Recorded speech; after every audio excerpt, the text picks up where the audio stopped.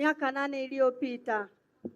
Lakini mwaka nao staafu nilipunjwa mshahara wangu ya miezi 6 sikupata.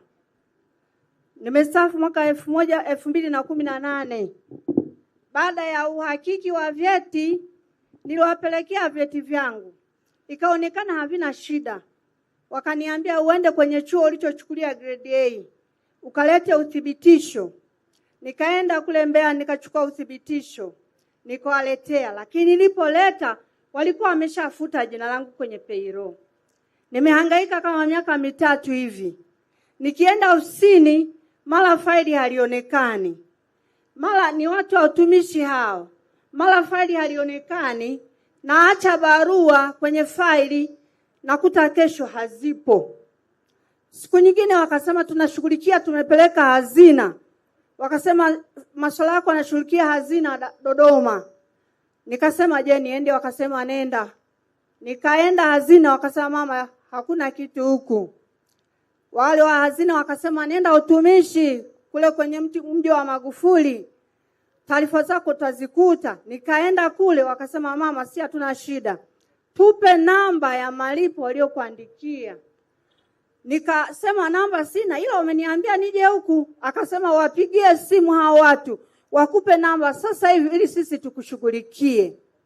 Mheshimiwa Waziri Mkuu, sikupata matokeo. Nilipowapigia wakasema nana amekuambia uende huko. Lakini niliporudi kutoka Dodoma wakanipigia simu, njoo uandike madai yako. Nikaja nikaandika.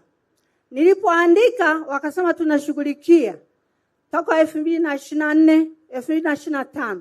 Nikawa naendelea kusubiri majibu. Lakini mwisho kabisa Waziri Mkuu, nikamwambia mimi miguu inanisumbua, siwezi kupanda hizo ngazi kila siku na umri umeenda. Mnanisaidiaje? Wakasema mama acha namba ya simu utakuwa tuulizia. Nimekaa nimeulizia siku moja ndipo nilipata jibu la kukatisha tamaa. Wakaniambia wewe mama, ukiendelea kufuatilia hata serikali itakwambia ulipe yale mafao yako waliokupa. Nikasema nitalipeje? Na mimi nimetumikia serikali miaka 40 nikiwa msichana mpaka sasa nimezeeka. Na sasa mimi ni mjane.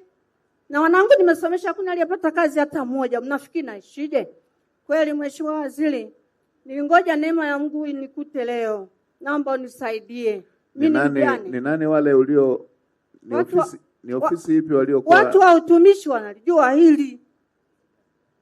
Utumishi upande wa elimu. Upande wa elimu. Halmashauri ya mji Mafinga wanalijua hili. Afisa elimu yuko wapi? Afisa utumishi wa Mafinga. Afisa utumishi yuko wapi?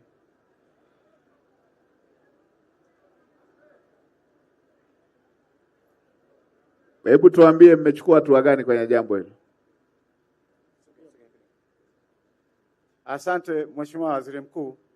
Kama anavyoeleza ni kweli tulishakuwa tumechukua madai yake, lakini kwa hii historia aliyoitoa ya kuhusiana na uhakiki wa vyeti, kuna maeneo tulikuwa tumepata mkwamo. Tuliandikia wizara kwa maana watoe ufafanuzi kama inawezekana kulipa mafao yake kamilifu kutokana na changamoto ambayo ilikuwepo. Lakini kama anavyosema amefuatilia 2024 na 25 na huu mwaka 2026. Tunaendelea kufuatilia ili tuweze kupata majibu ya mwisho, alafu baadaye tuone inakuwaje.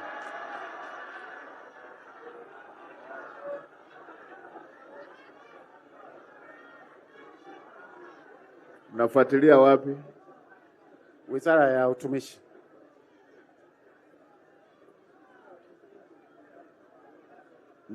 Ninyi hamjamaliza, ninyi si ndio mlio hakiki? Naam. Ninyi si ndio mlimtuma akachukue vyeti vyake kule alikosomea? Ndio. Si ndio mlio hakiki? Ndio. Kwa kushirikiana na sasa tatizo la kumlipa mnapata mkwamo gani? Kuna nyaraka ambazo zilikuwa hazijakamilika Mheshimiwa. Nyaraka gani? Nyesi si ilikuwa tu mkahakiki kama kweli alisoma? Ilikuwa ni kwamba Wizara ya Utumishi itoe mwongozo kwa mujibu wa nyaraka zilivyokuwa. Afisa, unajua hilo jambo limekaa kiajabu sana. Ninyi mtu ameshafanya kazi amefanya hakufanya? Amefanya mkuu. na mkamwambia aende shuleni alikosomea athibitishe kwamba alisoma. Imefika hatua hiyo ni ya kumlipa mafao yake. Mnakwama wapi? Sasa mnatafuta vyeti vyote hivyo, mnataka kumwajiri upya?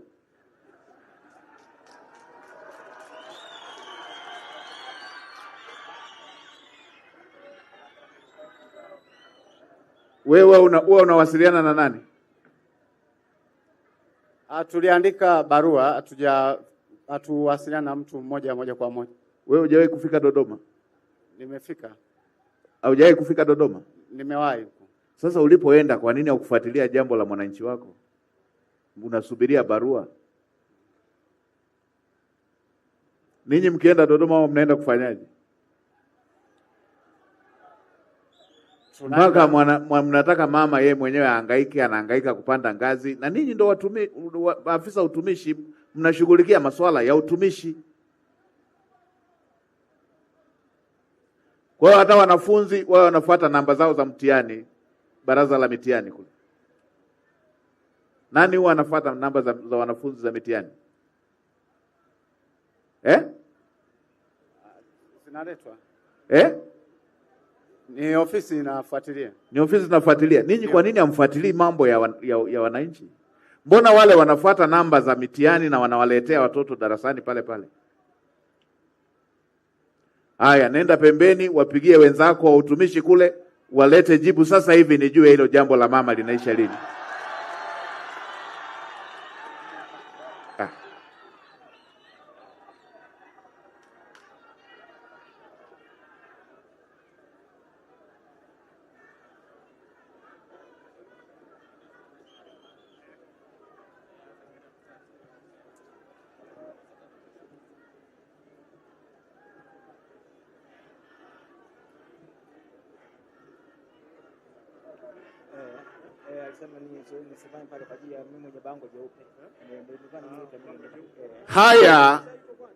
Haya ni mambo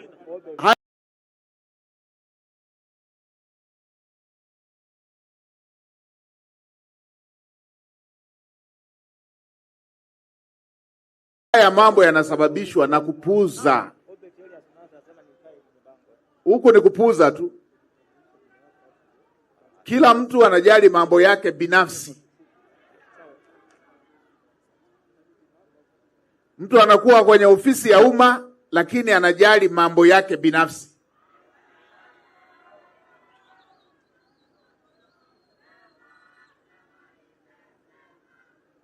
Nilipita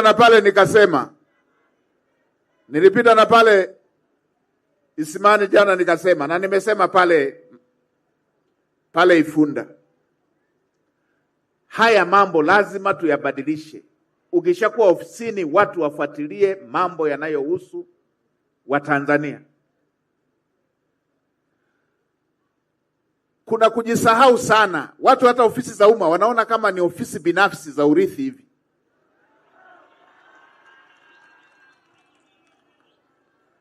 Moja, umesoma kwa kodi za Watanzania. 2, kuwa pale ofisini unalipwa mishahara. Alafu ukishafika pale hauhangaiki na jambo lolote la watu. Nilisema pale Mafinga, nilisema pale Isimani. Mtu kasomeshwa na kodi za Watanzania, amekuwa muuguzi au daktari, mgonjwa anafikishwa hospitalini, yeye yuko busy anachati mpaka akumbushwe kwamba tuna mgonjwa hapa.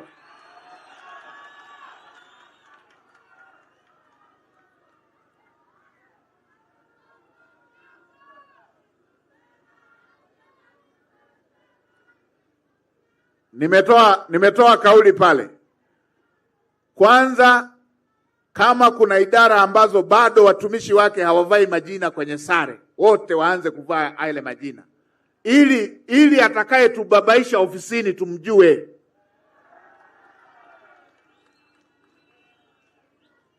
Na kama hutaki kupangiwa, anzisha ofisi yako mwenyewe. Hii ya umma ni mali ya umma. Ndio.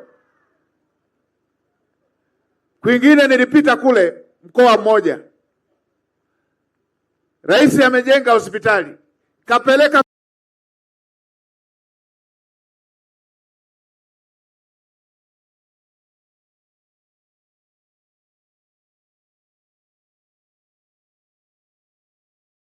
fedha za